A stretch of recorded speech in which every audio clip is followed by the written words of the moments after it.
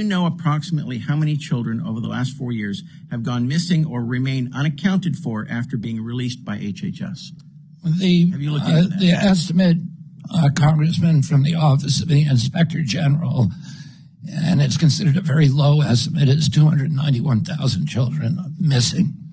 291,000 children. But the estimate, the actual numbers are probably much higher than that. They could go up to 500,000. And if you look at the grand jury report from Florida, what happened to many of those children is just horrific. They were my predecessor was deliberately employing a policy of speed over safety. So they waived all of the identification requirements for sponsors. Sponsors were not required to show valid identification. They were never fingerprinted, so we didn't know if they had criminal records. There was no DNA testing, so their claims that they were taking a family member were dubious at best.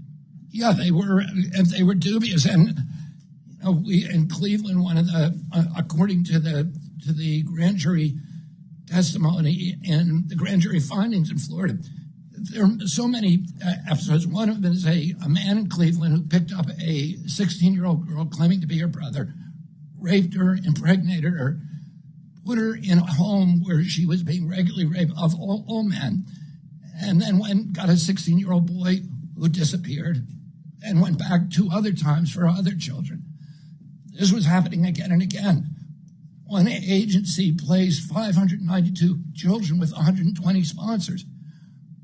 400 children were shipped to a town where there's a meatpacking plant in Kansas. 400 children who, they had to come and claim that the sponsors had to claim that those children lived in that town. And we've seen fake ID where you have one guy who is photoshopped in with a whole bunch of different children, and he's showing up and picking up at these kids one at a time. The Biden administration knew about it. They saw the same pictures we did, and they did nothing. There's 160,000 help complaints that were never investigated. I've launched now a criminal task force.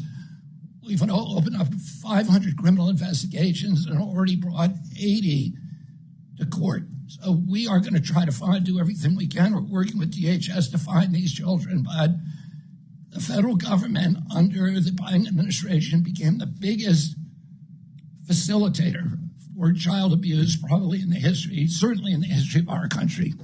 Well, thank you. I was going to ask you, how are you going to hold these contractors and officials accountable, but I think you answered that question already. We're already doing fingerprinting on every sponsor. We're doing DNA testing on every sponsor. We're doing income testing on every sponsor, and we're doing valid ID testing. Nobody gets a kid without showing that they are a family member.